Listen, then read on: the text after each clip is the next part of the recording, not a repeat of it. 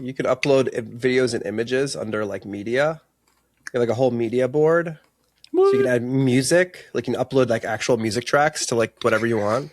Like sound effects, we can actually do a sound effects, kind of like a soundboard. We can make our own version. Oh yeah! I feel like we need to do this now. Like, hold up. Oh,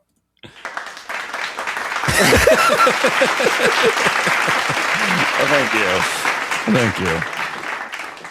Or whenever Branden tells a joke, hold up.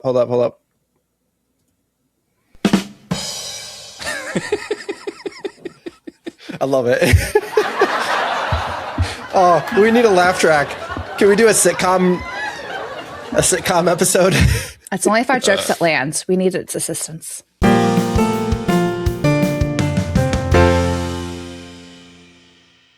Welcome to the JRPG Pursuit, a podcast about all things JRPGs, from the games we play to the games we collect and everything in between. My name's Abdallah. I'm Emily. And I'm Branden. And today, we're just going to talk. We're going to talk about things. We're going to talk about games. We're going to talk about all sorts of things that we enjoy in regards to what is coming out for the rest of the year. What are we excited about? Let's just rap, guys. Let's just rap. All right? Let's just get together and rap about the games we're excited about. I was thinking yapping. Not rapping. I have no skills there. But. Actually, wasn't that a thing in the 90s? Didn't like teachers say like, "Hey guys, let's rap," and they meant like just like talk. Yeah. Am I remembering that right? I think that's my teachers did not do that. Yeah, I think it was the teachers that wanted to be in They'd like put a leg, the teachers like in one Illinois. leg up, put like one foot up on the desk, like a freaking weirdo, and be like, "Let's just talk. Let's just rap." You could be guys. like, what's his name from Boy Meets World? The cool teacher that disappears. The guy with the long hair. Yeah, with the motorcycle. I forget his name. I can't remember his name either, but he like disappears like midway. I also can't get my foot. I can't get my foot down. Well, you're stuck. This is it. You're stuck there for life. I've bent in a bad way. He's committed to this. I committed to the bit on this. Like half of our audience's audio, and they're not going to see it anyway. No, exactly. So if you want to see Branden in a weird position, just check out the video for that. Anyways, video both on YouTube and on Spotify. Exactly. Well, yeah. Despite us not being able to get Emily to rap today, one day we'll get that. We want to talk about things that we're excited for. We recently went through Summer of Gaming. There's been lots of presentations. E3 has come and passed, and there's a lot of hype. And I don't think as a team, as a group together, we haven't really talked about it. So we figured this week, let's do it. Let's have a talk. Let's talk about what we're excited for. Too, from our predictions live stream we did. Last month. Yeah. So should be fun. I know. We can talk about how wrong we were about almost every showcase. That's not true. We were not wrong about everything. Well, you can highlight the things. You can highlight the things we were right about. I feel like we were just wrong. Yeah, there was a lot of wrong there. Anyways, but I know I've caught some of Emily's reactions, so I think we should start with Branden today, because I don't think Branden has not really reacted to everything yet. No. Well, he does. He has. He has heard the whole thing. Dedicated videos. Yeah. He has some dedicated videos, so check them out. Do it. Please, sir. Check them out. I'm sorry, guys. This is some weird energy we're bringing today. Yeah, we're bringing it weird today. morning energy. Yeah, I don't know what's going on. It's like 10 a.m. I've had 3 cups of coffee. So we're reacting to, we're talking about how our reactions to the showcases. I want to make sure I understand what we're doing first. What are you looking forward to? What are you looking forward to? Or just beyond? what I'm looking. Oh, we're going to start with July. Okay, let's start with July. That makes sense. Yeah. Let's do July. That's coming up imminently here. Yeah. So Blue Reflection Quartet, I'm very excited for, because I've been kind of wanting, even before they announced it, an excuse to go back and play Blue Reflection again, and like they delivered it to me on a platter, and we're like, here you go, this is exactly what you want, you idiot. Enjoy. That's exactly how they said it. Yeah, that's how they said it. Get all 4 pieces of the pie, eat the whole thing. And I hope it does well, so that they decide to keep making more of them. I agree. Because it's a great series. It sounds like they're wrapping it up now, sadly. It does sound like they're wrapping it up, which makes me a little sad, but like, if that's the plan, then this is a great way to go out. So I'm excited to Do you know if the mobile game's still around, or do they close it? I don't think it is, at least in America. Yeah, they definitely close those things early here, but I don't know in Japan. I'm not sure about that. Yeah, I'm not sure. So yeah, Blue Reflection Quartet, baby, that's going to be a lot of fun. I'm really curious what they're going to do with the anime story. Yeah, because they're gamifying it. They're doing something to make it interactive. But it's a 26 episode. It's like a full 2-cour anime series. Do you think I'll go visual novel? Maybe there was some aspect of like running around and collecting something I thought I had read.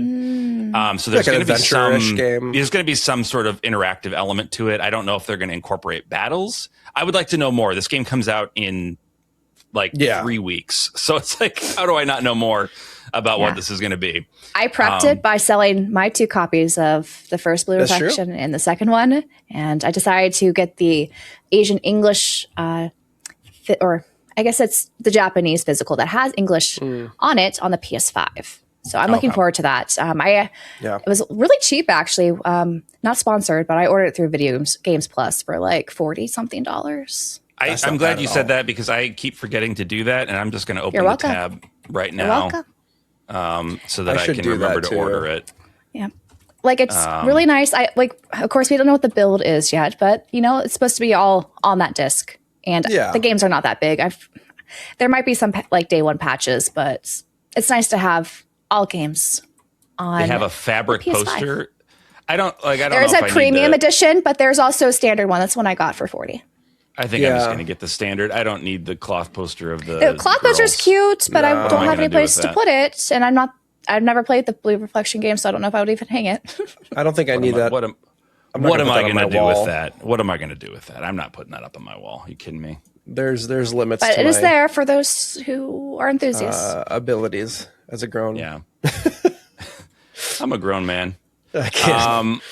Grown men can do whatever they want, guys. They can, but I can't. There's limits of high school girls or whatever on my wall. It's fine, y'all. It's fine. I can't. The game is amazing. I love the game, but I don't know if I want to put pictures on my wall. Yeah, the game's fantastic. Hey, nothing against guys, we have pictures of Trails girls that are in their high school too. It's okay, though.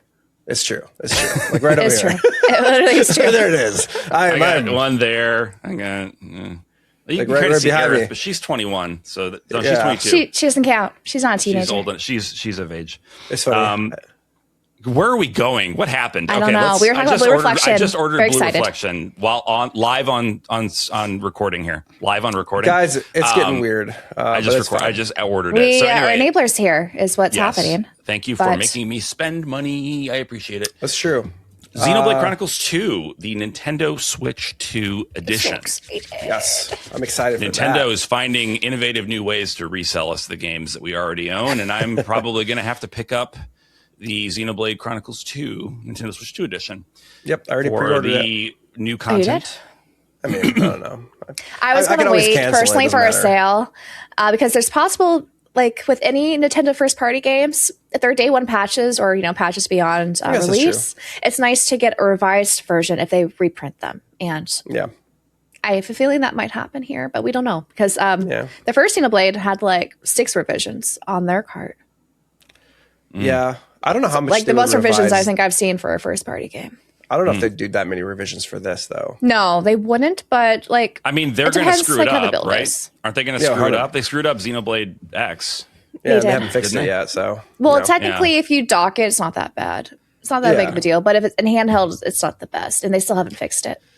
Yeah, I'm getting back into Xenoblade X as well, guys. We'll talk about it. Yeah. Are you doing boost mode or? I don't know how to turn that on. I looked through all my settings. Really? And I don't know how. Where's the setting? I think it's automatic. Is it just automatic? It's not automatic. What? How do you do it? Have I not been playing it? We'll talk about it later. We'll talk about it later. Yeah, I need your help. We'll talk about the after show. Anyway, I feel like a freaking grandpa here. I don't know how to do. How do you change the setting? HDMI what? You didn't look up a YouTube tutorial. I can't move that fast. Are you kidding me? Are you kidding me? I don't care enough to do that. Okay.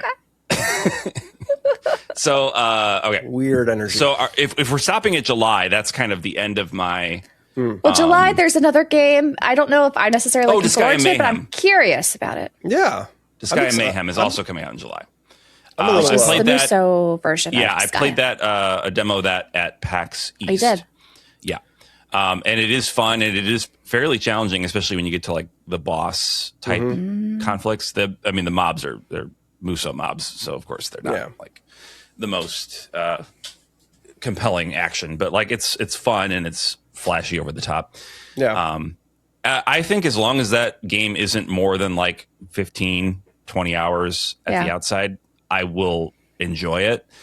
There's only so much of like a muso that I think I can take. I have a feeling that's not going to land with Disgaea fans who are used to over the top strategy where you're like, maybe if they want like the big numbers on the screen. I'm assuming this muso does that too. Yeah. At least they said they're going to do things like that. I think big crazy attacks. I think there was something about that online or like in an article. I'm more likely to play this than any other Disgaea, so there's that. There's that. So like usually I'm not a big Disgaea fan. Like I've talked about it before. Just never really get into the games, but this looks fun and I enjoy my occasional muso game. So might be if it keeps the quirkiness, because I like the quirkiness of Disgaea, but I'm always not like big on the whole like gameplay around the whole game. So it's too hard. Game too hard. It's just too grindy. Like it's very grindy. Yeah, it's just like it just takes too much time to sit there and grind out. That's kind of like it. That's almost the same thing, because it's like when a game is too hard, you need to grind to be able to beat it, and it's like I'm not gonna. I can't do it. Yeah, can't do it. I'm actually better able to do grindy gameplay now than I was as a kid. I was so impatient as a kid. Like if I got stuck, you had limited hours as a kid sometimes, right? Yeah, it's like you want to move on and you want to like see the especially for me, I wanted to see the story, and it's like you are like arbitrarily, it seems, preventing me from getting the thing that I want, and that makes me frustrated. So. Yeah. One last thing though for July, and for those who haven't played the game yet, and that's Grand Blue Fantasy coming out in July. The new version of it that comes with DLC, or I guess expansion, some story and multiplayer stuff. Like a definitive version, let's say, of the game. And I played the original game, and I had a lot of fun with that. I mean, the story is like kind of really expects you to have played the gacha games and all the lore around. Yeah, because like they kind of just throw you in and expect you to know all these characters without any context of like what is happening and why they act the way they do. That can be fun for me though. Like I like that sort of in media res kind of storytelling. You would love this then. Yeah, like I like it when they just let the characters be the characters, and you get to kind of learn about them without them saying, as you know, we're best friends, and we've been best friends since we were 10 years old, and we've been through a lot together. All the info dumps. Like, they do a really good job of that, is that they also expect you to know things about the world. That was like what kind of like threw me off, because I'm like, oh, wait.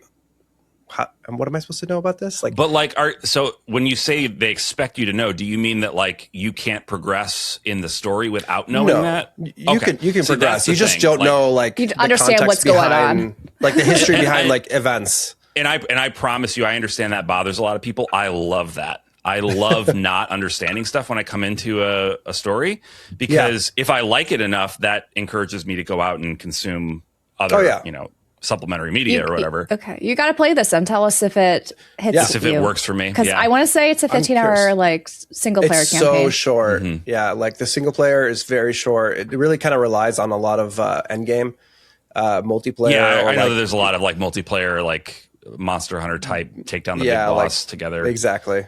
Kind of deal. But the battle system in this game, like the action combat is fluid. It is incredible. Yeah, I remember the demo. It felt really nice. Yeah, I played a little bit of the demo way back. It feels really nice. Speaking of fluid gameplay, you know what? I've been rewatching The Angry Video Game Nerd. Sorry, this is an aside. We're going to eventually get to the topic of this. Yeah, one day. But I've been rewatching The Angry Video Game Nerd. I love it. As I do every few years, I'll like sit down and just kind of watch through the whole catalog. And anybody who feels like they're not able to learn new things because they're too old, you can learn new things. And I promise you that's true, because the Angry Video Game Nerd for 10 years used the word fluent to describe gameplay. The gameplay is very fluent, as in like somebody being able to speak a language well. He meant fluid. And I can't imagine that nobody told him for 10 years that he was using that word wrong. Was but it eventually in season, no. It was not. Season 11, he starts using the word fluid to describe gameplay. He learned. He got it. So if you can teach an old dog new tricks. Only took 11 seasons. It only took 11 years. But if you keep at it, trust me, folks, you can learn new things. You can develop new skills. He says fluid now, and he gets it, and we're all better for it. Yeah. Anyway. Love him. Yeah, so that's July. Oh, one other thing in July. And I almost missed this. We keep almost ending July. Echoes of Aincrad is coming out in early July as well. I forgot. Yes. I did a preview of that on my own channel. Yeah, so tell us a little bit about your experience with that doll, because I did not get a chance to play the. Neither. I have to say, so the game plays well. It gives off like a AAA kind of experience when you're initially playing it. The voice acting is incredible. Like, I think the audio design sounds really nice. The graphics look good. Movement and like fighting feels like pretty fluid to me. I thought like it felt more fluid than the little bits I played of SEO games in the past. Because like I always expect SEO games to be very like, they're not great. They're not great. Sorry, like, they don't play well. Like, I've never really enjoyed them. The money like goes into the IP rather than they're just for the fans. They're just for exactly. The fans. They're super janky. So this one didn't feel janky. So ultimately, from that perspective, I have a positive feel for the game. Where I feel is going to be a point of contention to a lot of people is that like there's not a lot to do in the game. At least from the preview that I played, is like you get in there, you start a quest in your central town. And then you have to leave and then you end up in this kind of like multi-zone area where you're kind of building out the map, similar to Breath of the Wild, where you have to go to these little like, areas and like unlock this, open up the map a little bit. Waypoints. And you're trying to get to the end of the map to like fight the big bad guy for the quest or whatever it is. But there's like so much space in between where you start and then where you have to end up for the big fight. And there's not a whole lot happening in between that. So like I spent like hours just running in like straight through this land. And then you're fighting like 3 to 4 same kind of enemies from what I've gathered.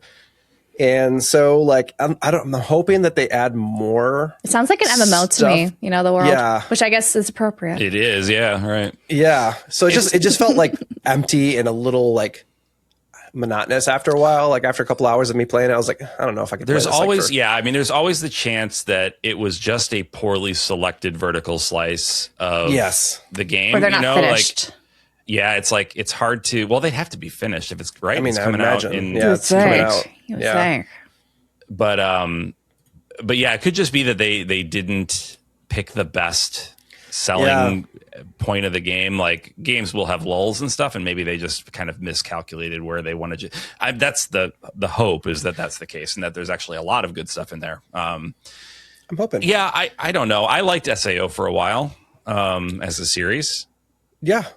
If you love like the first season of SAO, especially like this game, you get to play in that world. Basically, are immersed. I did find out. I didn't realize that there was like you only get 2 levels of the tower of Aincrad, of Aincrad. So I'm just like a little like, because I was like, somebody mentioned it in my comments, and I was like, wait a minute, I didn't realize this. And I looked it up, and I'm like, yeah, actually, it's only 2 levels of the tower in Aincrad, and I'm like, there's 100 levels. I'm like, what are they going to do? Yeah, like, is this supposed to be an alternate universe where they didn't like use a cheat code and fix and solve the problem like 70 levels before they should have been? I know. So I'm like, I'm curious to see how this game ends. Like, because like it's not going to. I have no idea. Maybe they'll keep supporting it with DLC expansions every year or something. Give you to 100 levels up to 100. I hope. I bet you if it did really well, I'd just make it a live service game at that point. They'd love to do that. Yeah, honestly, they would probably love to do that. But then also, I'm like, is it going to be paid? Like, do you have to pay for each? Like, that'd be ridiculous. That would be. But yeah. So we're a little more iffy maybe on Echoes of Aincrad, just based on the preview, or Doll's experience with the preview. But yeah, we'll see. Yeah. That was July. Hope for good stuff. July. Coming in August. August has Brigandine Abyss. Yes. Which I think is of interest to us. That's being published by NS America. And I'm still a little hesitant about it. Yeah, I feel so much better about it at having played it on easy when I got the demo at home. Like playing it at PAX East was like, oh, this is really hard. And I'm a little baby and I can't handle it. So for people that are like, I like hard strategy, like that, this is for you if you want to play on normal or hard. Is there a hard? I don't know if there's a hard, but normal is very hard. Yeah. So you're going to love that. But for babies like me, easy mode is like, okay, this feels like a normal strategy game, but with some really cool things that make it different, right? Like, from it is as simple as like the hex map instead of a square, square maps. For me, though, it's not the gameplay I'm hesitant about. It's more of the story and how that's is it going to waste my time? I think the story is going to be forgettable. It's really just going to be where I'm like, do I want to commit to it? Especially if it's going to be long campaigns and not as much reward payoff. If the story's not that interesting. I feel like it would be like for those who love Unicorn Overlord, where you're getting like it's more gameplay based because it's kind of similar in the sense of like you're not doing automatic battling, but you have a lot of like control over different troops in different area and who goes where, and it's more kind of looking at a strategy game as a whole across a continent, not just like a set of characters that are going through these different maps, but like you're like looking at a bigger picture in terms of strategy. So if you're into those kind of like experiences within strategy games, then this game is like definitely up your alley, especially with lack of maybe story elements. I also think that characters. I don't know. I also think it's going to be a very palatable experience for people that just want to dip their toes in, because you have so many you can choose from. I forget the exact number of scenarios. If you just want to like pick the character that looks the most interesting to you and play their scenario, I bet you it's 15 to 20 hours to complete that scenario. Because they were talking about 80 to 100 hours to complete all of the main scenarios, and like sure, but I probably won't do that. I most likely will complete one or maybe two and then probably be done with it. But like, so if you want more, if you're like, you love the strategy and stuff, like there's a lot to snack on in there.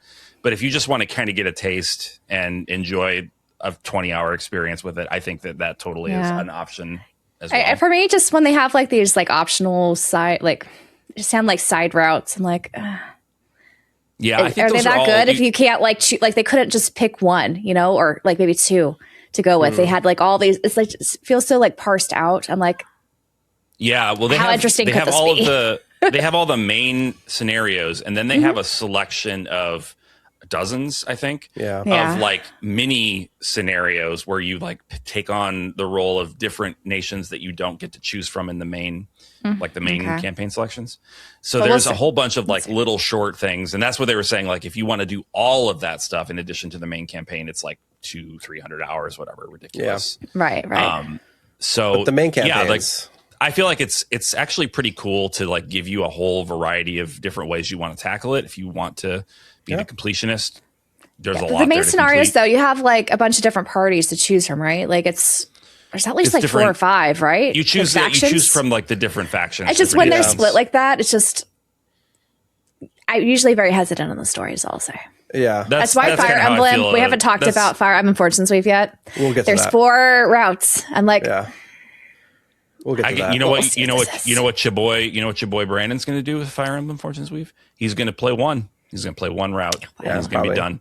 I can almost promise you that. I mean, that's what I did with Three Houses. That's what I did with Three Houses too. I have not played the other routes yet. I'm guilty. I don't know. I'm guilty of that. I don't want to go back because the reason I'm going to go back is because I feel like the stuff that happens in that game is going to have implications for Fortune's Weave, and I want to be prepared for that. But that makes me nervous because people are going to be so mad at me. I'm sorry. I found the story of Three Houses so forgettable. I forgot the story immediately after I finished the game.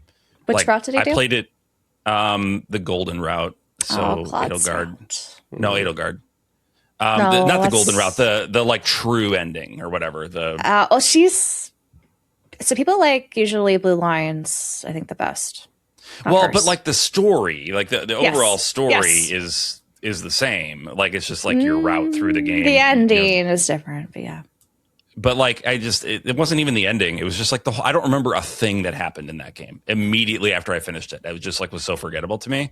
So I'd be very curious if you were to do a different route, if you would feel the same way. But anyways, you're probably not going to have time for that. Probably not going to have time. So I'm nervous if it's like, oh, they expect me to remember what happened in Three Houses. Because I know that they have that character that's in both. Mm-hmm. Yeah. And I don't know. I might try to. I don't know if I'm gonna have. I might try to squeeze one route in before if I have time, but I don't know. I wish I'd let you skip like all the. I'm also very considering doing it on like casual, easy mode and not really focusing on battles. Just blast through it. That's true. Yeah. Blast through it. Yeah, that's something that's doable. Even though I love strategy, like I like strategy in my Fire Emblem games, but I just don't have time to do 80+ hours of the story. Right. It's like, what are you going back to it for? Are you going back to it for some more fun strategy gameplay or for the story? Exactly. And the strategy gameplay is not my favorite in Three Houses at all for multiple reasons. Yeah. Like you can really cheese that even just like on normal difficulty. On hard, I don't know. I didn't try it, but so I wonder. Okay, does it get like performance improvements on Switch 2? No, there's been no updates. See, like that was the thing with like I found it so sluggish to play. Like, I don't know if it's just if the NVIDIA chip does something. There hasn't been an upgrade path. Is what I'm saying. What it'll do, it'll make it run at its optimal. Like also, I think if you're doing handhelds, you could do boost mode. Yeah, you probably can get boost mode, or it probably is fine if you dock it. Honestly, because like honestly, like it'll play at like resolution will probably be the highest it can possibly. Like it'll. I don't know what the highest resolution is for that game. 1080p probably. Boost. So because it'd be whatever the original Switch like one docks. was. I got my grip finally for my Switch 2. So Switch 2 has become along with Steam Deck like my upstairs like reclining on the couch. So it's more comfortable for you now because I know you have issues. Okay. Oh yeah, I hated playing on it without it. Yeah, and it's like all Switches are like that for me. Just a super cheap. Little you don't need anything crazy, nothing fancy, but I'm like, this is like a million times night and better. Day, right? I can't even imagine like a really good grip, how much better that would be. But like just this cheap little grip for like $10 is just like, oh my god, revelatory. I need to get a grip for mine. So I do too, but I haven't taken mine out of my dock yet. I could have been a handheld gamer, guys. Like if I had known that was an option. Did they make grips for? I don't know if they made grips for like. They made grips for the old games. Yeah, they did. All of them. I had a Game Boy Advance grip. The accessory scene was crazy. Boy one. Yeah. If only I'd known. You didn't have that giant like was it for the original Game Boy where it was like 7 accessories built onto it, like made it into this monster screen magnifier and the light. I had that on my GBA. I love it. The little worm light, all of it. Yeah, the worm light, everything. Yeah, I love it. I could have been having so much fun, but I know you could have. I didn't know it was an option. I was like, this is too small and feels bad. So, but that's August basically. There's not much going on in August. Well, Lies of P. If you haven't played Lies of P and you want it on Switch 2, that's true. The physical is coming out later from 8-bit, but I think the digital comes out earlier. Okay. And then Elden Ring also comes out in August for the Switch 2. Oh, that's true. And then you have things like, Metal Gear Solid collection. If you guys if no one has played Metal Gear Solid 4 on the PS3, this is your chance to finally play. But if none of those appeal to you because you are JRPG fans, the backlog, baby. Yeah. I mean, there's lots of games to play and there's lots of games to prep yourself for because September is next. And September sucks. It's terrifying. I'm so mad about this. Has become a trend now. September. Why? Last year was exhausting. Playing all day. I was so stressed out trying to play games, and it was like there's just too many games. Why? This is supposed to be a hobby. Why are they doing this? Because man, there's so much coming out in September within the JRPG space and outside too. Yeah. So let's do JRPGs first. Yes. We have the re-release on the PS5 and Switch 2 of the Crossbell duology, the original Crossbell duology, not a remake. And PlayStation finally has those upgrades. PlayStation finally gets the good version of those games, so that's nice for them. I will probably be getting those just because I think there's a new... Did you see the collector's edition? Yeah, there's like a new little standy thing that connects to the other two. Yeah. So they have 2 characters I don't like on it. Well, yeah. Yeah. But the completionist in me is like, if it's got new merch, I bought the stupid Cold Steel 3 and 4 collector's edition on PS5 because it had like a new map or something in there. It did have the new map. Yeah. It's $100 I bought it because of the box. Fabric. I like the box. And the box. The box is nice. So we'll be getting those. We already mentioned Fire Emblem Fortune's Weave. Yep, that'll be coming out. Is coming out September 17th. September 17th is disgusting. Stupid. Somebody needs to do something. I'm putting this out there to the ether. I don't know if anybody that works at any of these companies listens to this podcast, but if you do, please, can you do something about September 17th for me?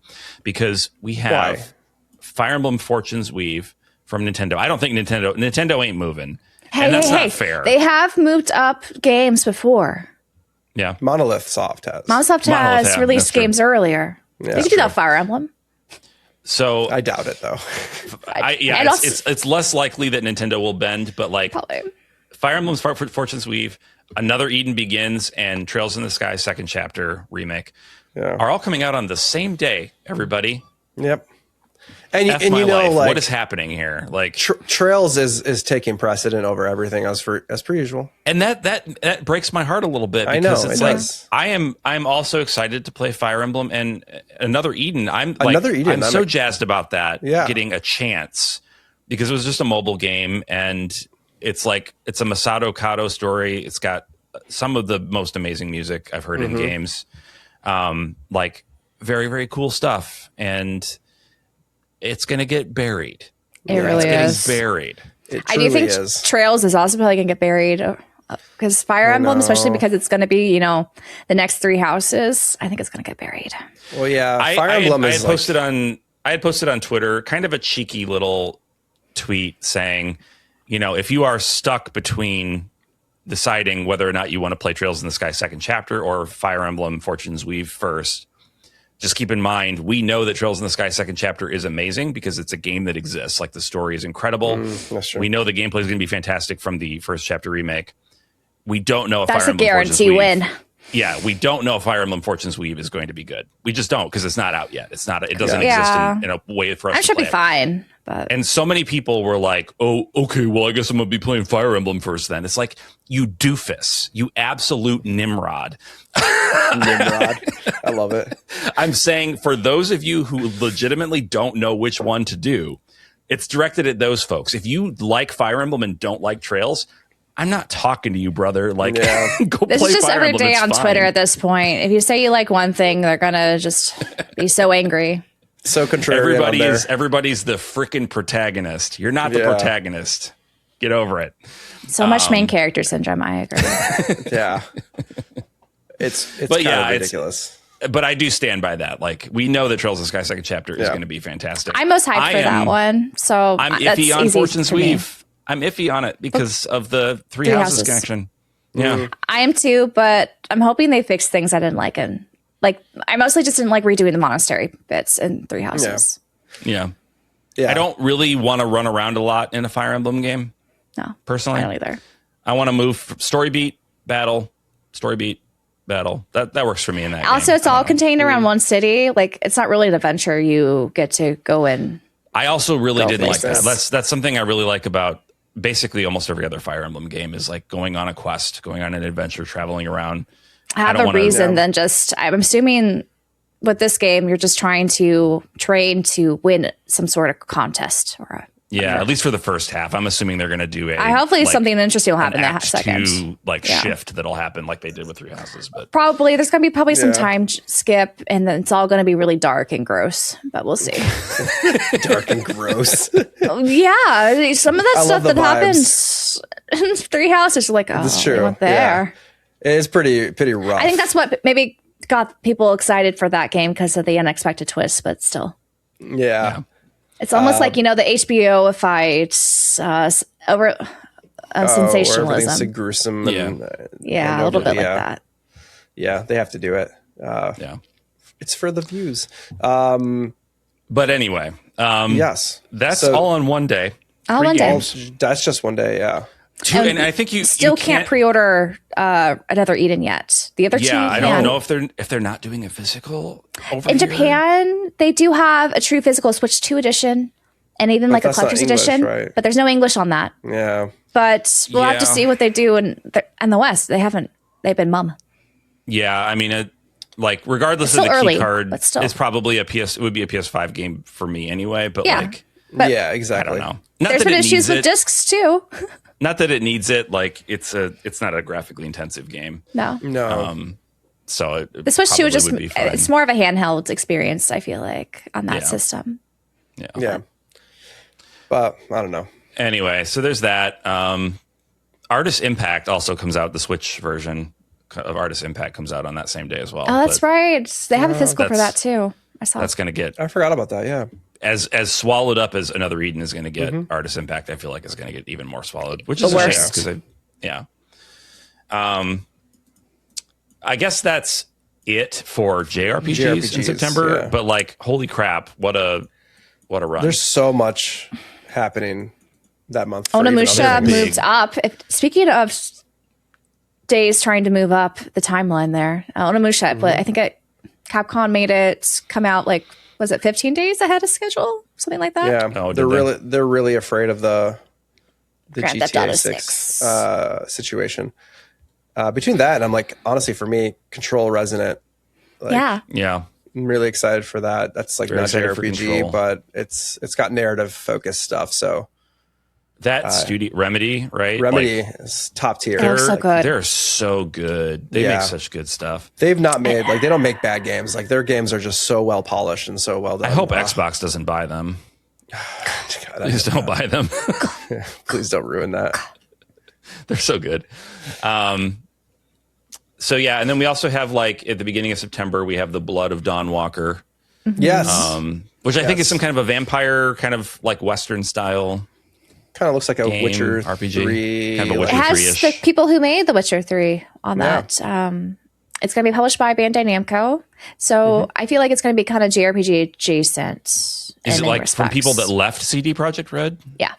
Okay. The original people who worked on The Witcher 3 that's no longer with CD Projekt Red. Got it. Okay. That's cool. It looks interesting. It looks right up my alley, some fun vampire stuff. Yeah.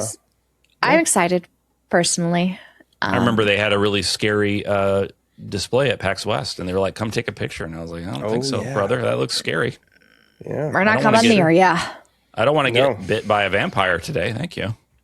Also, can we say the name is weird? How to say it? Yeah, we can't. We were discussing before we started that we can't. What's the name of this never get the game? name right. We're the Dawn of the Bloodwalker, the blood of the Dawn Walker Sky, or something. The blood of walking dawns. Sorry. Just starting the name with the. I'm like, why? It could have been just one thing of the, but no. Yeah, Blood of the Dawnwalker makes more sense than The Blood of Dawnwalker. Exactly. Because Dawnwalker then sounds like a name, like a share, just a single, a mono name, like share or shack. It's Dawnwalker is somebody's name, maybe? It has or the place? Blood of. I don't know. This is the blood of Dawnwalker. Yeah, also known as Dawnwalker. I don't know. I feel like I'm extra stupid today. And then Onimusha you mentioned is moved up to 25th of September. Yep. I think that's it as far as games. Oh, they moved it up to the 4th. Yeah. Oh, okay. Yeah, they changed it. Which is wild. My list here is outdated. Yeah, it's 20 days early. Cool. Yeah. They announced it the other day. Which is right around the time Orbitals comes out.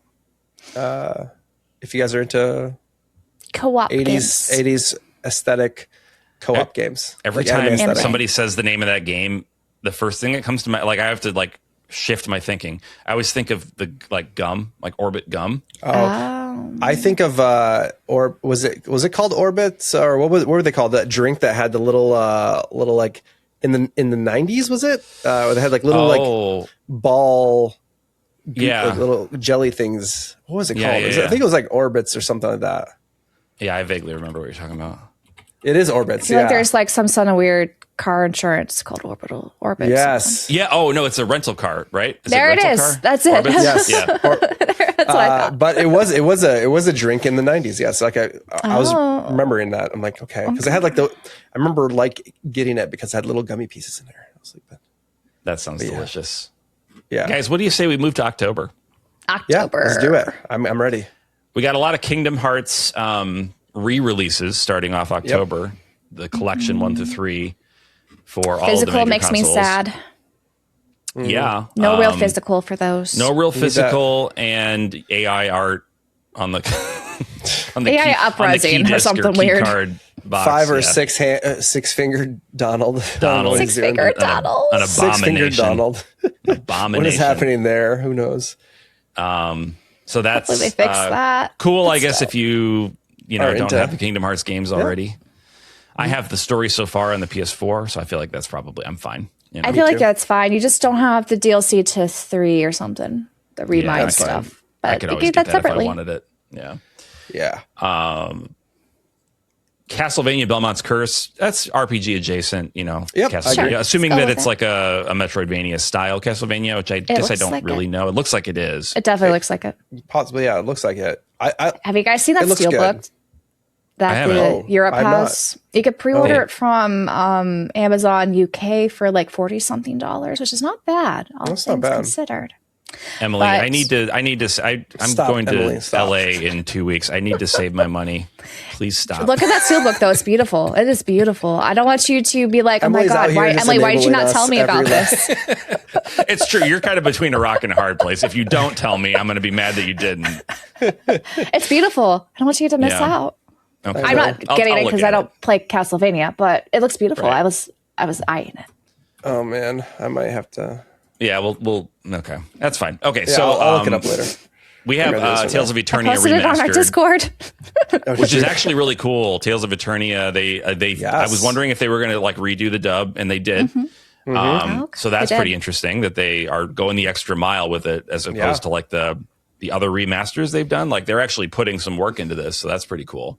I don't mean that to sound disparaging. Like they didn't have to. They didn't put a lot of work into the more recent ones because they didn't have to. They didn't need to. Like the voicing was already really good. So the voicing was good. The gameplay was solid. Like it's fine. This one needs a little bit more love. It's very because it was on the PSP, right? PS1 originally, and then PSP. Originally, yeah. So in that, like I've said before, that was the Tales game that made me like. Okay, I like Tales. Yeah. I'm excited to. This is one of the ones I'm excited to replay now. It'll be interesting to see people that have started out playing the later ones playing this one and how they feel about it. Like I played them in order, so I did Fantasia and then Destiny, and then I played this one. I was like, oh, this is so much better. So I'll be curious how they feel about it. Now I feel about it going back to it. I'm really curious about the combat in particular because it's different. I kind of mentioned how I don't think I necessarily click with the Tales combat. I think I prefer Arise over the other two I've played, which I know is maybe controversial among Tales fans. Yeah. It's not Talesy. I know they like the Tales flavor of it, and that's why they have a problem with Arise. It's too much like a fighting game for me, so I think I'm not that into it. It feels a little button mashy to me. Like, I don't know. It's not my thing, but I'm interested to see how you like the battle system for this, because it's going to be, this is like predates the 3D style battling. So like this will be a different take. Very different. Be fun though. Right after that though, Final Fantasy Resonance. That's cool. I'm guys, excited. Did you know this is the first turn-based HD 2D Final Fantasy? Wait. Tell me more. We recently, last week, actually did an episode talking about Final Fantasy and kind of framed around Final Fantasy Resonance. So check that out if you haven't. But we filmed that before they dropped a lot more information about it. So you can read that information, then watch our episode and feel like you know more than us about it. And be like, I know more than these idiots. So looking forward to that. I hope the story is good. They haven't really, at least from what I had seen, they hadn't shown much of the story. They've elaborated that it's going to be basically the first arc of what was part of the mobile game. Brave and people, I've heard good things about it. So I'm cautiously optimistic. So if it does well, maybe they'll do sequels that cover the other arcs. Yeah, I think that's the plan, to do at least 3 games. Okay. So that's kind of cool, I thought.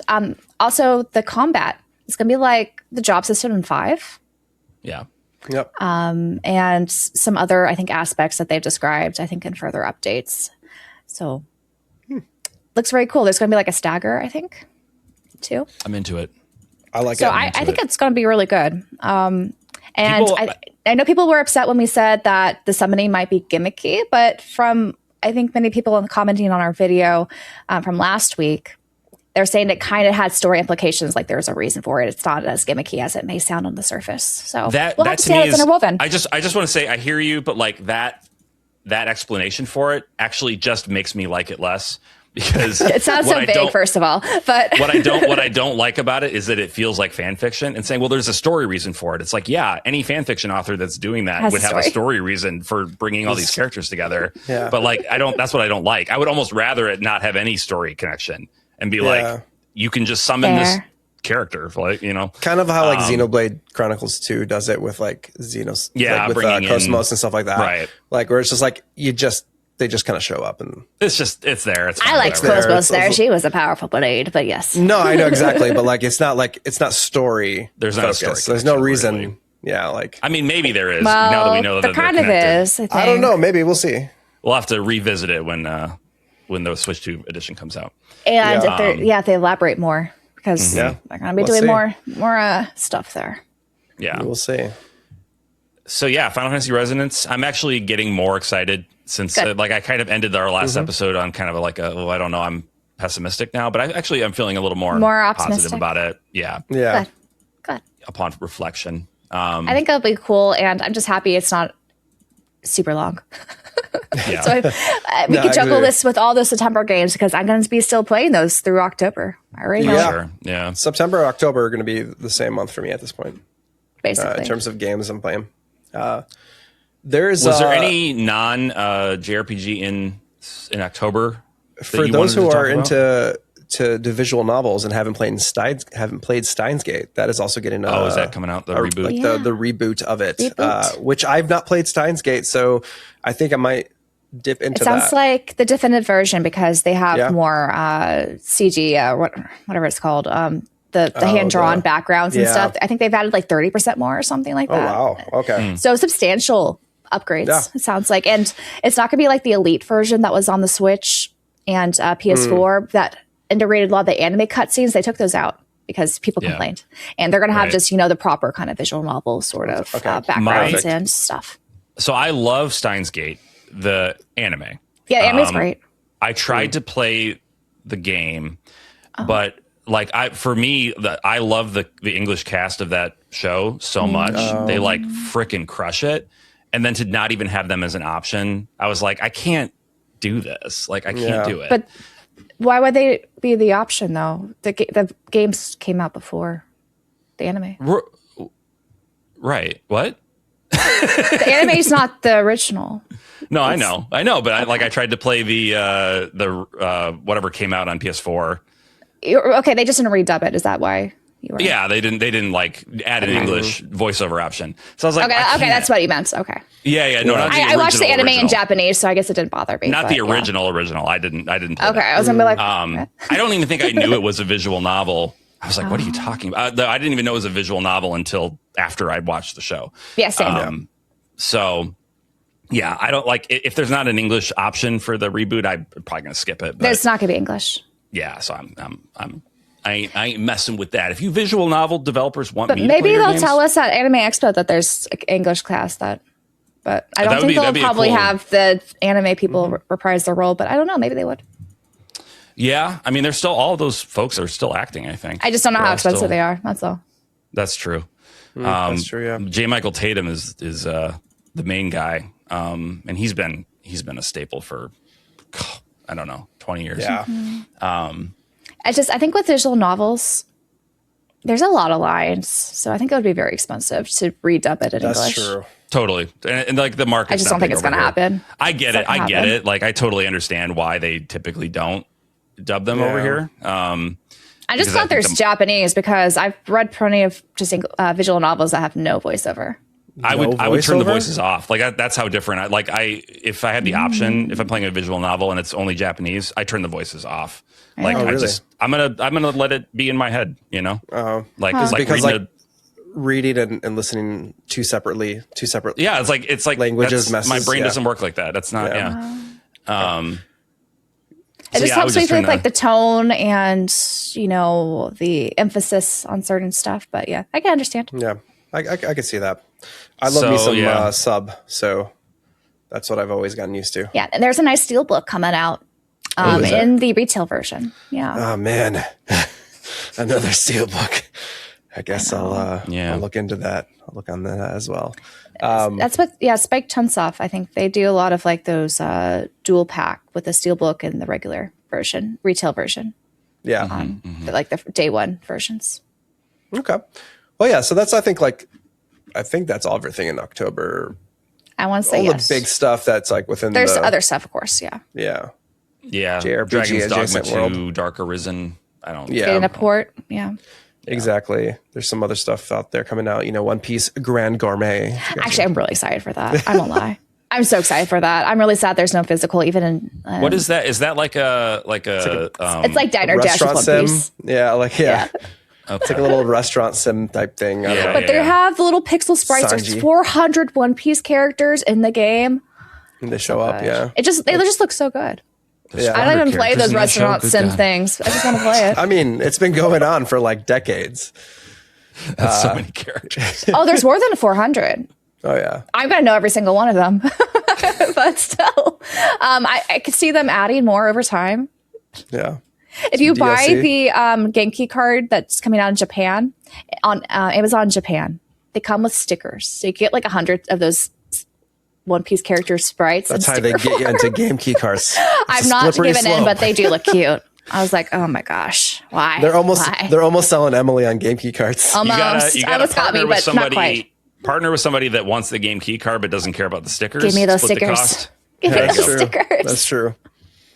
Think outside the box for this stuff, unfortunately. That is true. So November is like not much happening because nobody wants to touch November. November's light. There is a Barbie game coming out. Oh, that's all I know. There's a game. There's Metaphor Refantasio is also getting the Switch 2 release at that time. It's probably going to suck though, because I don't feel like Atlas has done very good. None of their Switch 2 versions have been good. Yeah, they're not very good at optimizing. I would wait. They do get patched after the fact. I think they're a little bit better, but still not up to par, in my opinion. So. Yeah. Which is, I kind of get, it's like they're trying to bring these PS5 games to the Switch 2. It's like, it is going to be a downgrade. Like, I'm sorry. Like, Switch 2 is basically a PS4 in terms of power. I saw people saying, like, I really hope that they bring Final Fantasy 16 to the Switch 2. It's like, are you kidding? Like, they did this with Rebirth and Remake that looked good. I mean, does it? It's I don't know. It does look good. I think it's kind of rough. Like, well, I mean, it's rough in comparison. Did you play it? Oh, okay. Yeah. Oh, the demo or something? When I went to New York, they had that. Okay, on that's Switch right. Too. It's not going to be the same, but I think it's just mostly for the handheld players or people who only have a Nintendo system, which there's plenty of people who like that. As long as they can make it run smoothly. If they can make it run smoothly, totally. I just feel like the PS5 struggled. With 16, especially like 16 those boss fights, like the Titan, that battle. Yeah, that was 16 was rough for that. That was brutal. I thought the thing was going to melt. Like, but even Metaphor Refantasio, like on the PS5, was not perfect. No, you know what they could do? They could get rid of some of the 50 layers of particle effects that are constantly going on the screen all the time. They'll have to just cut those out. I think the particle effects was trying to hide stuff, though. I think it was. So I don't think they're going to cut that out. They're going to need. I mean, they'll have to because I don't think the Switch 2 can handle. It just can't handle it like that. True. I don't know what they're going to do. But one thing that we didn't mention that also comes out at the beginning of November is the next game in the Cry series from Furyu. I think it's Crimey Light. Crimey Light. I'm so confused by that name because the two other games are Cry Star, compound word, and Cry Machina, compound word. I don't know what a Me Light is, and if it's supposed to be Crime Light, then it's not. Then the word cry isn't doing any anything there anymore. I'm confused by the name. I don't know. This one maybe Me Light. Crime Me Light. Yeah, I don't know. It's Me Light. I don't know. I don't feel like it speaks to me too much. Honestly, I feel the same way. I was really excited about Cry Machina because it looked like it was going to be a really big upgrade on the combat, which was like really the biggest problem with Crystar. Yeah, the combat sucks. And this one, the combat does not look very right. And then Cry Machina, the combat was quite good. It was quite a bit better. It was like I don't know if I'd like call it platinum level, but like really good action combat. But it was there was no dub, so you couldn't follow the story because so much of the story is happening while you're fighting. And I was like, I don't know what's happening. I can't follow this. So that kind of lost me on the story side. It's like they fixed the one thing and they broke the other thing. And it's a roguelike. This new one is a roguelike. So it's like, which really relies on a good combat system, like Hades and Hades 2. Those are good combat systems, and I can't imagine play controls. That was bad. Yeah. And I know Furyu is working on changing its reputation as being like kind of a meh gameplay developer. Meh light. Yeah. Cry meh. I think they're intentionally doing that now. That was it. Yeah, that's it. Oh my God. Yes. So they're working on it, but I don't know if this is going to be the game that breaks. Really, we'll see. I would love to. Hopefully, I would love to be wrong. I think the developer of the Cry games are going to be working with what's the company that has Guilty Gear Strive on a new game for them. So I'm kind of curious. Arc System Works. Yeah, Arc System Works. They're going to be at Anime Expo. Are we going to that panel? I think we're. I don't know if we're going. Time is weird. I'm trying to fit in. I think there's really close overlap with the Persona. Oh, okay. That's got to take priority. Yeah, I think we're going to line up for that. Anyways. Okay, so that's November. December just really has a couple. Xenoblade Chronicles 3, Switch 2. Yep. And Dragon Quest Monsters: The Withered World. Yeah, it looks really good. Play the last. Looks cute. Yeah. Monster game. Like the engine looks so good. The Prince, was it the Prince? Dark Prince. Yeah, I still need to play that. I have been hesitant to play those because I know they're connected to the mainline Dragon Quest games I've not played yet. Yeah. Oh yeah, that's true. And I've been waiting for them to re-release this, so then I feel more comfortable playing the spin-offs based off of those characters and worlds. But maybe it doesn't matter.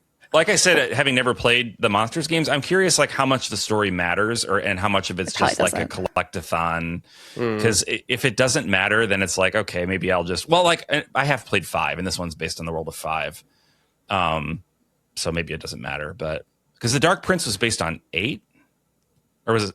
Was it? Am I wrong about that? I don't remember which one. I thought it was like 6 or something. Oh, okay. Yeah, I haven't played 6. But if the story doesn't matter, maybe it's fine. But like... I'd be curious if people who have played the Dragon Quest Monsters games, if the stories do kind of matter, let us know.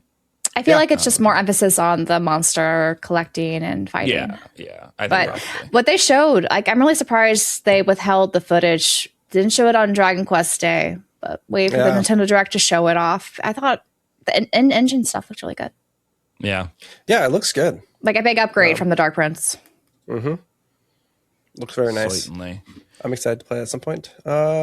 So at that point, we move out of the relative certainty of release dates and into the probably, maybe, could potentially be coming out this year. There's a lot of those. Yeah. We have Bloodstained Scarlet Engagement, similar to the Castlevania games. Edge of Memories. I'm iffy on Bloodstained. I played the Bloodstained, the first main one, and I got to the end of it. I think I gave up at the last boss because I was like, I can't beat this thing, and I'm kind of over it. But like, it was fine, but like I think if you really love Metroidvanias, you probably enjoyed it. But for me, I'm just I heard very mixed things about it. I'm so on the genre. So it like, and it was the physicals are like broken too, where you had to be connected to there's like DRM or something. It's good enough that like I played through to the end, but like not so good that I really wanted to overcome that final boss. So, and then we have Edge of Memories, like you said, Dala. That I'm looking forward to that. The demo's cool. I am a little worried, just because the previous game, Edge of Eternity, I was really vibing with that game. The combat's interesting, but that wasn't the main thing. It was a turn-based game, Edge of Memories or Edge of Eternity. It was like the story and the characters and like just the way they were presenting the story, I thought was really cool. And I was feeling it. The game was so buggy on PS5. So buggy. Like game-breakingly bad that like I had to quit. Yeah, that's like and that's been out for a while. So it's been out for a while. I heard that it's better on PC, that they did make some fixes or whatever. Yeah. But they never bothered to update the PS5 version. I'm guessing because it costs money to put out new versions and they don't want to do that. That's unfortunate. So I'm a little nervous about that.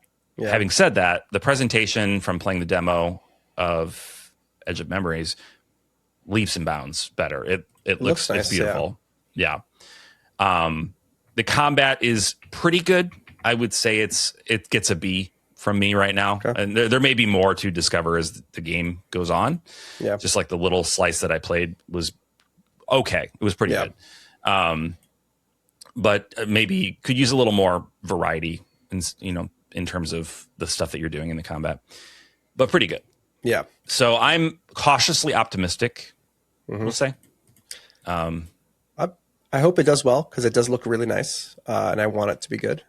We get like a cool world, like a female protagonist, like she's cool. Yeah. I'm hopeful. Yeah. I'm hopeful that the bugs will not be an issue. Yeah. There's one game we need to talk about though. Hit me. And that is Kyoto Xanadu.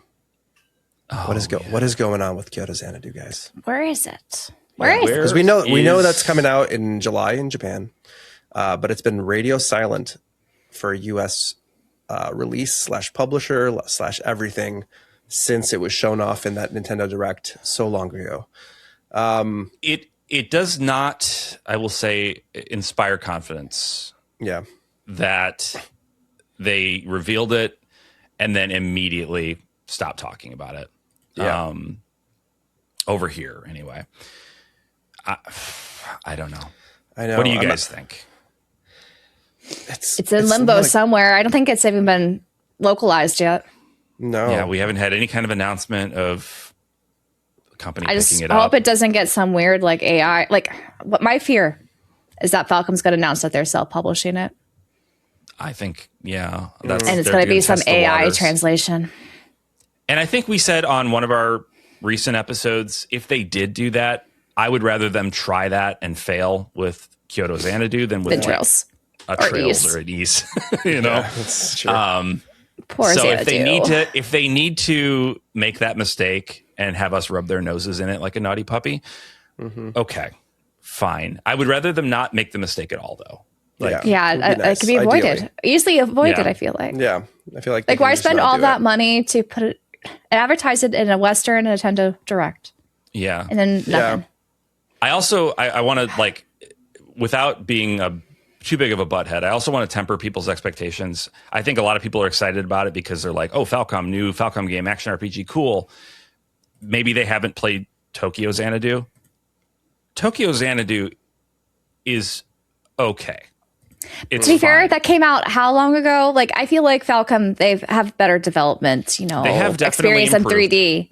And it was during their Cold Steel phase where 3D was a bit rough on that. It was a little rough. Do you know, did East 8 come out after Tokyo Xanadu?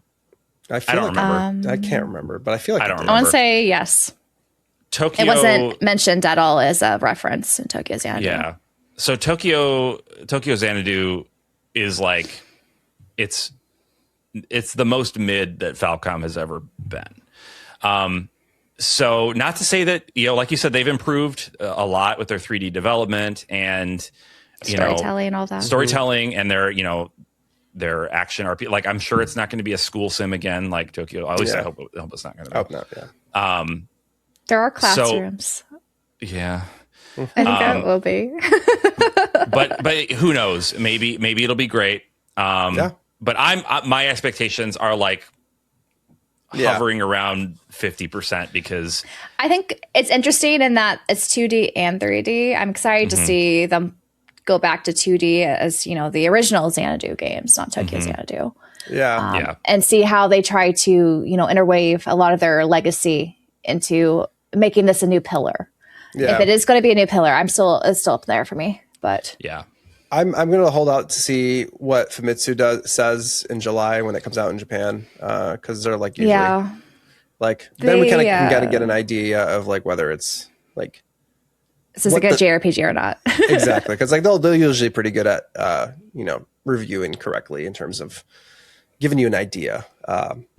Whether that translates to some AI. The localization here. Localization might ruin that. So like, I don't know. It depends on how that's tackled. So it's just something we'll have to see. And just kind of seems unfortunate that like it being a new pillar or like a pillar that they want to, potential pillar that they want to like dive into.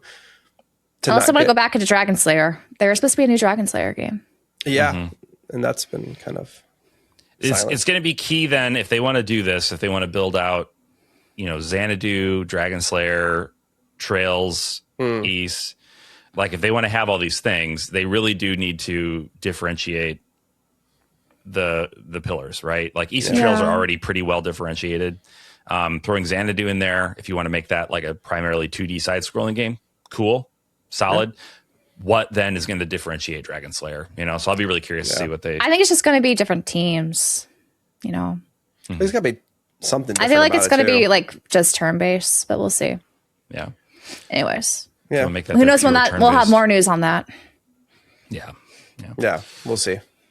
But I think. But I think that covers this year. We could mention or highlight things we're excited for next year that were announced and teased. I think February, and especially. A lot of cool games. We have a lot of cool games coming out next year. Next year, your themes is going to be pretty, like a lot of bangers coming out. We have like, we're ending the Final Fantasy VII trilogy. With Revelation. Which is very much hyped. It's going to be, I think, a monumental game. Exactly. That year. Like, if they're sticking the landing on all three games, if they can do that, then that's like something that is wild. Right. Yeah. And I'm all for it. Another game that's coming out next year that we talked a little bit about during our after show last week was Xenoblade Genesis. Xenoblade Genesis, baby. And that's the one I am the most hyped for. Hype. I'm like, I cannot wait. I'm pretty excited for that as well. Yeah. Same. I'm really curious. I feel like I need to go back and replay all of the Xeno. All of the Xeno, really. That's why they're doing these Switch 2 upgrades. Yeah. But even go back to like Xeno Saga. I might want to do a Xenogears replay. I did. Do you guys have time for this? I don't. No, I don't. No, I don't have time for any of this. No, we don't have time for any of this. But yeah, I did a Gears replay just a few years ago, so I feel like I'm pretty current on that. But Saga, it's been a while for me. Blade. Yeah, I've only played each of the Blades once, so yeah. And then I also need to replay Final Fantasy VII Remake and Rebirth before Revival comes, or Revival. No, Revelation. All the R's. That's a different game we're going to talk about in a second. Yeah, I do want to express my slight disappointment in the title of Final Fantasy VII Revelation. I feel like for a long time, Revelation was the word that hacky writers would stick on to a title to make it seem like. Ooh, like Silent Hill. Do you remember the Silent Hill, the second Silent Hill movie? Silent Hill, Revelation. I think Revelation's going to be fitting, though, for what they've done with the remake so far. I mean, after beating Rebirth recently, I was like, I need answers, man. I mean, you have Genesis, you have Revelations, you have all sorts of things going on. Yeah, we're going to get Leviticus. I know. Yeah, what about Numbers or Deuteronomy? Can I get a little Deuteronomy? Xenoblade Deuteronomy. I'm here for that. I mean, I wouldn't be surprised if Takashi went down that angle at some point. Anyway. So yeah, we did Xenoblade Genesis. Mentioned Persona 4 Revival. Revival coming out. They just did a broadcast this week as we're filming. It's last week. Yeah, we live streamed it. Yeah, live streamed the broadcast. We did it. I know. It looks and incredible. Actually had a little bit of fun doing that. I'm not like a streamer, but like Isn't that fun? actually had a little bit of fun. I was like, okay, it's fun. I see. Getting to chat with people and get hyped over stuff at the same time. I don't think I could ever do it because I can't do it for more than 2 hours. I got to be out. I can't do 2 hours. There are probably people who just do 2 hour streams. Oh, do they? Okay, I always thought that like streaming, you have I'm to, like, just ridiculous. Don't take me as an example. Yeah. I get locked in, and I just I want to make progress in this game so we can move on to the next game. That's true. Well, because you're playing long games, so like if you play it 2 hours at a time, it would take forever. It would. Yeah, I just started Persona 5 Royal. If I did 2 hours at a time, I would. You'd be doing this for the rest of until next year, especially with that stream tax, with how long these games end up being. I just beat the first Palace. Oh, Kamoshida. I love that. How'd you like it? Panty perv. My God. Yes. I've been liking it though.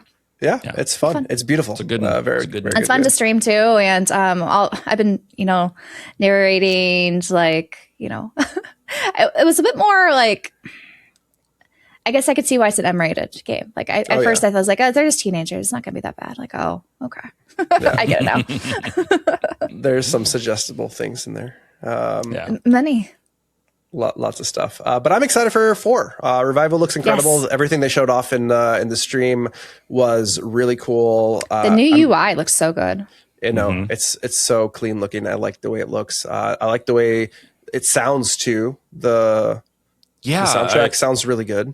It does. I was saying on my stream, I don't know if you were there at that point, Dala, where I was talking about the lyrics. Oh yeah, they're just ununderstandable enough. Yeah, they're singing in English, but like their enunciation is so poor that I mishear the lyrics in really hilarious ways. Like, and that's canon in my mind. That's what they're singing. They're singing just the most ridiculous stuff. And I was worried. I was like, are they going to have somebody that enunciates clearer, and I'm not going to be able to mishear that anymore? No, it seems like they are equally bad. Like it's just high quality. It's a higher quality recording of the songs. That bad. But the enunciation is terrible. I'm so used to K-pop and J-pop with English. I'm used to it. I translate that in my head. But there's something so nostalgic about it is those themes and those tracks that like it like unleashes like a memory inside me. It's like it's so good. I love that game. So I'm really excited to as a new listener. I thought it sounded good. I know in my chat they were like, "Wait, I don't think I like this as much," but I feel like when you have an abrupt change kind of like that, it takes some getting used to when it comes to the voice actors and the songs. I got used to it through because the PS2 to the golden version changed things up. Right, those changed. And so I remember getting into listening, hearing Chie and others, the voice actors changed from the PS2 to the golden version. So and then you have, some changes happening between these. So I'm like, okay, I'm already been accustomed to change with Persona 4 at this point. So I'll get used to it. You just get used to it. You're gonna be forced to. I know. I don't think.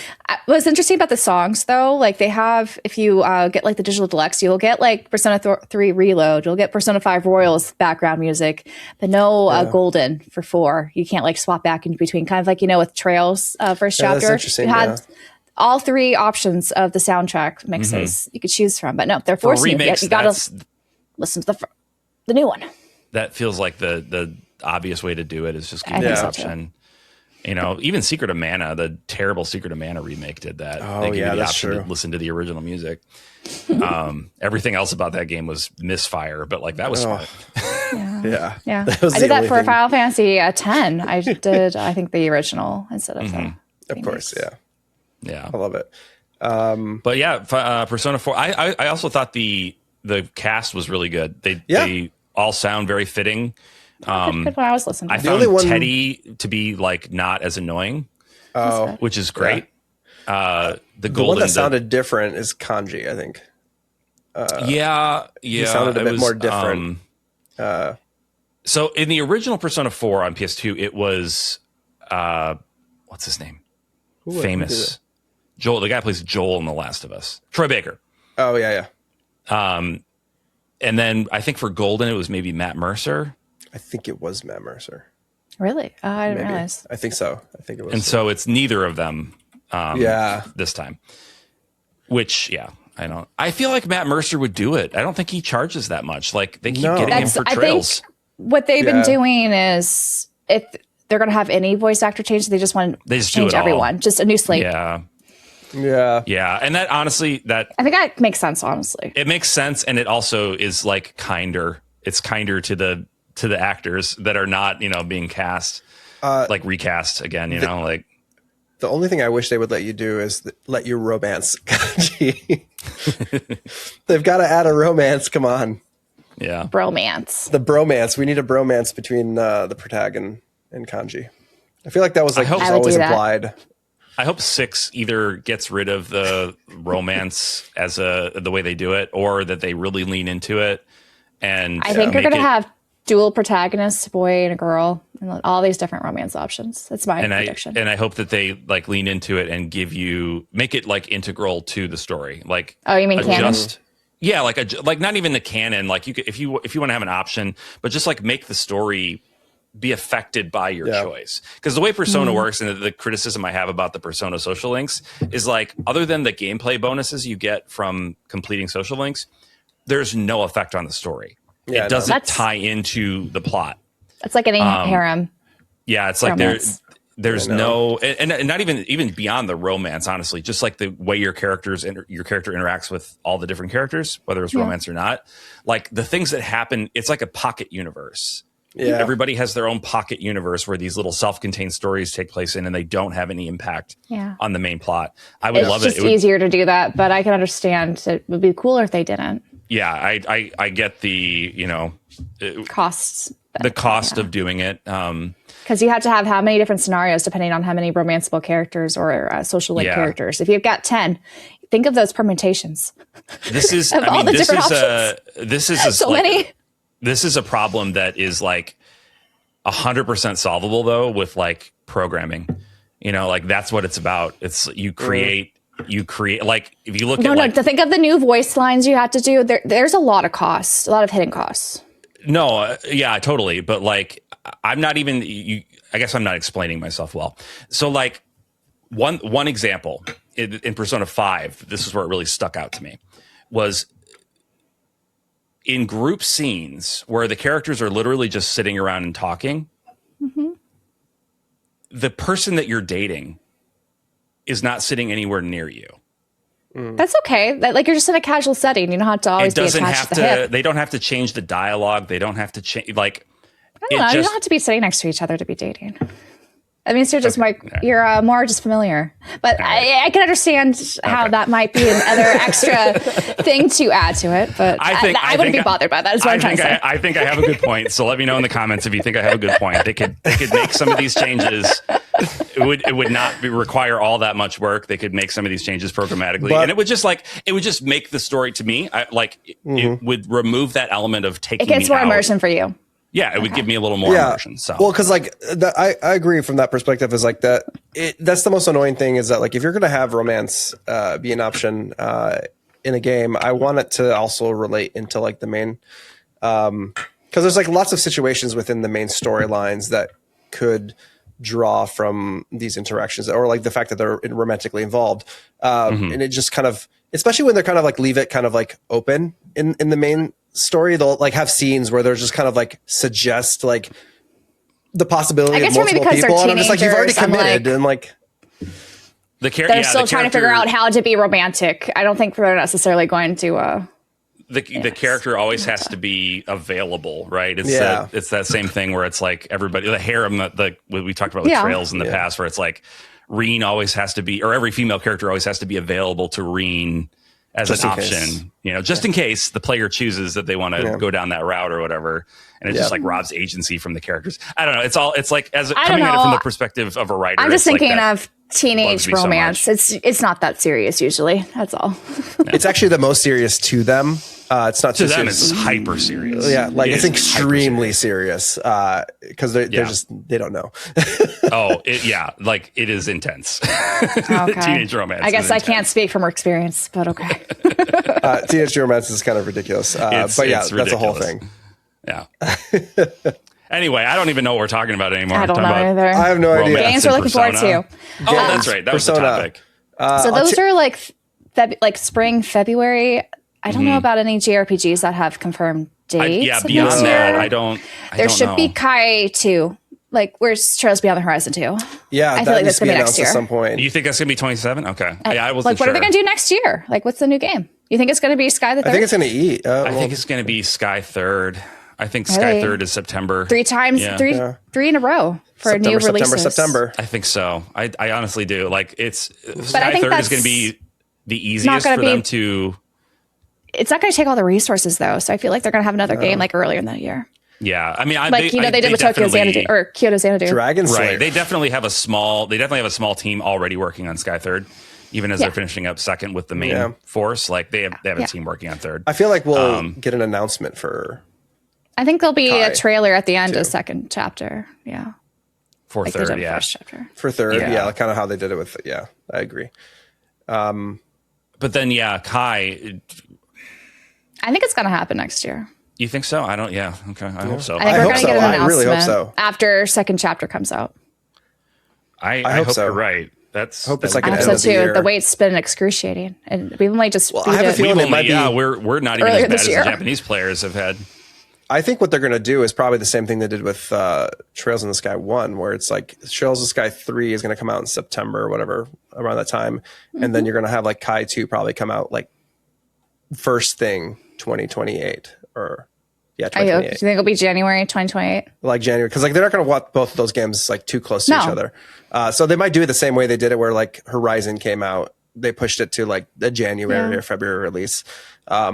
And so you think the new game next year alongside the third is going to be Ys or something else? I could see them doing like maybe an Ys remake of one of the earlier ones. Maybe, maybe. Those are low-hanging fruit. I don't really see much resources expanding to that. Unless they do it fully, unless they do it up, like fully remake it, like in the style of Ys 10 or 9 or whatever. I feel like they'll kind of do another Oath of Agana.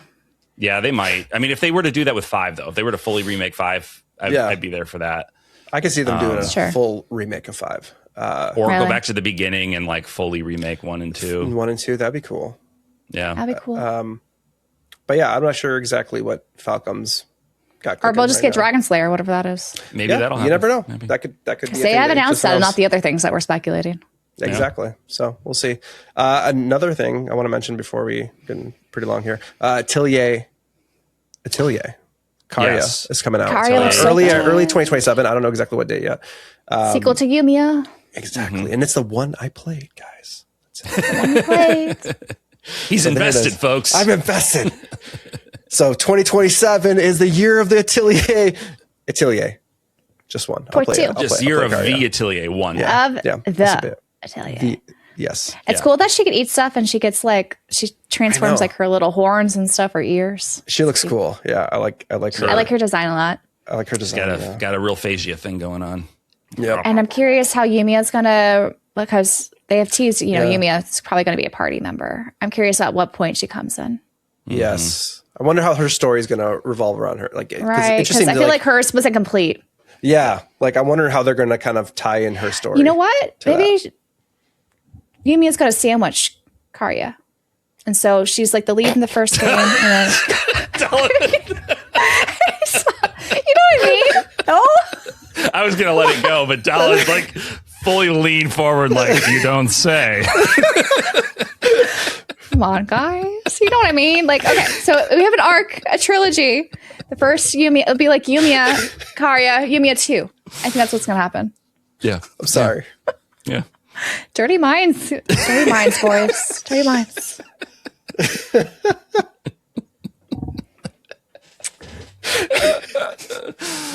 All right. Just for you guys who have listened this far. I was fully like, in my dirty mind, I was like, that's funny. I'm just going to let it go. I was like,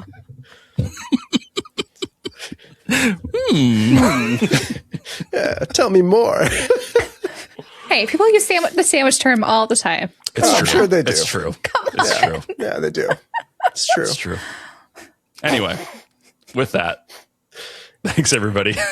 Thank you. For tuning in. We're not going to talk about any other games we're excited for next year, but there are more. We'll talk about them later. There are so many more, but we've been going on for quite a bit longer. Yeah, and I feel like that's like the perfect way to end it. So sure, we'll end it there. We'll leave you with that. That was our moment of Zen. Moment of Zen. Thank you, everybody. Thank you. Thanks especially to our members for supporting the show. Really, really, really appreciate you. And if you are a Pursuer level member or higher, make sure you check out the after show. We're going to continue being weird over there. So yeah. Also, next Monday. Oh yeah. Be there for our live show. That's right. I don't know what we're going to do. We're going to do probably topical news stuff. It should be fun. We'll talk about things. It'll be weird. Recent events and exciting things. Yeah. But it should be Monday, the 29th at 5 p.m. Pacific, 8 p.m. Eastern. Be there or be square. You don't want to be square. Don't be. Don't do it. Don't be square. It's not cool. Circles are so much better. I know. Or triangles. Triangles are good. Yeah. I like a good triangle. Good triangle. All right. Bye, everybody. Bye-bye. Bye.